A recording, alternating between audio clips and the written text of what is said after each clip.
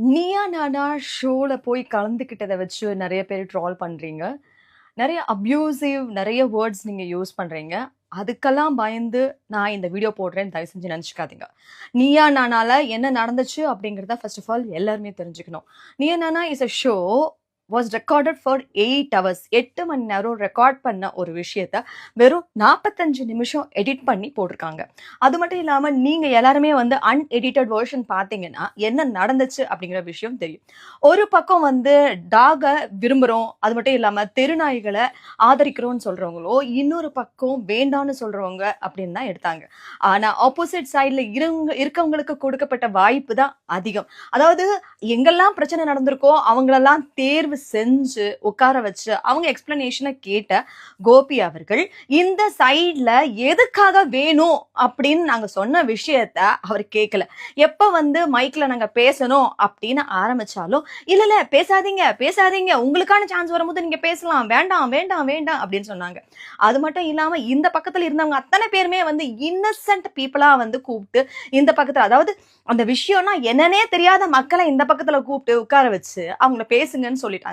இந்த பக்கத்துல இருந்தவங்க வந்து முழுக்க முழுக்க அதை பத்தின நிறைய விஷயங்கள் தெரிஞ்சவங்க மட்டும் இல்லாம யார் யாரெல்லாம் பாதிக்கப்பட்டாங்களோ அவங்கள தேடி கண்டுபிடிச்சு கூட்டிட்டு வந்து ஒரு டாக் ஷோல உட்கார வச்சு என்ன பண்ணணும்னு நினைச்சீங்க அப்படின்னு எங்களுக்கு தெரியல. என்ன நீங்க வந்து இந்த 2 பேரையும் வந்து மோத விட்டு அழகு பார்க்கணும்னு ஆசைப்பட்டீங்களா?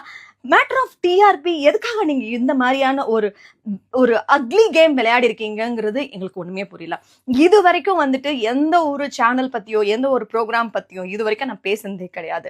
இதனால பர்சனலா பாதிக்கப்பட போறது வந்து அந்த வாயில்லா ஜீவன்கள் மற்றும் நாங்க எல்லாரும் தான். அது மட்டும் இல்லாம இது எதை பத்தியுமே யோசிக்காம அங்க ஒண்ணு பேசுனதை இங்க தூக்கி போட்டீங்க, இங்க தூக்கி போட்டதை இங்க தூக்கி போட்டீங்க, மாத்தி மாத்தி மாத்தி மாத்தி மாத்தி மாத்தி நீங்க ஒரு இடத்துல போட்டிருக்கீங்களே, அது என்ன எடிட்டட் வெர்ஷன் நீங்க நினைச்சிருக்கீங்க? ஒருத்தங்க பேசும்போது இன்னொருத்தங்க சிரிக்கிறது இதுதான் எடிட்டட் வெர்ஷனா? What do you think? இத பாருங்க மக்களே, முழுக்க முழுக்க வந்து பெட்ஸும் நமக்கு வேணும். அதே மாதிரி அந்த வாயில்லா ஜீவனங்களுக்கும் நியாயம் கிடைக்கணும். அதே மாதிரி மக்களாகிய நாமளும் அவங்க கிட்ட கடி வாங்காம எந்த அளவுக்கு தோழமையோட இருக்க முடியும், அதுக்கான சொல்யூஷன் என்ன கிடைக்கும் அப்படிங்கிறதுக்காக தான் இந்த ஷோல போய் உட்கார்ந்தமே தவிர மத்தபடி வேற எதுக்குமே கிடையாது.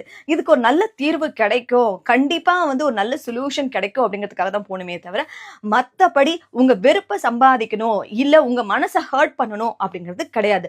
நானும் ஒரு மனுஷி தான், எனக்கும் ஒரு குடும்பம் இருக்கு. அப்படி இருக்கும்போது எப்படி உங்க எல்லாரையும் நான் வெறுக்க முடியும்? இன்னைக்கு இந்த இடத்துல நான் இருக்கேன்னா அதுக்கு முக்கியமான காரணமே நீங்க எல்லாரும் தான்.